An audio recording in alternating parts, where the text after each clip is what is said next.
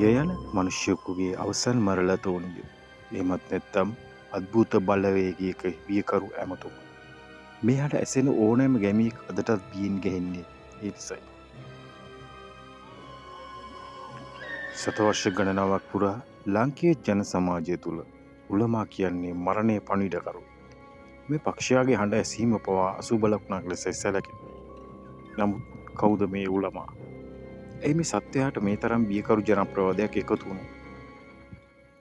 ජනප්‍රවාදයේ එන විදිහට Tamanගේ දරුවා අහිමි වුණු මවකගේ ශෝකී විලාපය තමයි මේ උලමාගේ හඬින් ඇසෙන්නේ. ඇය ශාප කරමින් වනාන්තරයට වැදෙනු බවත්, පසුව ඇය පක්ෂියා බවට පත් වුණු බවත් ගැමියන් විශ්වාස කරනවා. නමුත් මේ අභිරහස් වලට එහා ගිය විද්‍යාත්මක සත්‍ය මොකක්ද?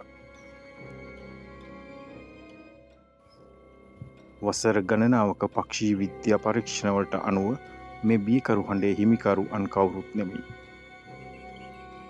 මහලොකු බකමුණා. මහලොකු බකමුණා කියන පක්ෂියයි. ශරීර ප්‍රමාණයෙන් විශාල ප්‍රචණ්ඩ දඩයම් කරු කරන මොහු රාත්‍රී කාලයේදී Tamanගේ සීමාවන් සලකුණු කරන්න සහ සහකරුවන් කැඳවන නිකුත් කරන මේ ගැඹුරු හඬ වනාන්තරයේ දෝංකාර දෙන විට මනුෂ්‍ය විලාපයක් වගේ අපිට ඇහෙනවා.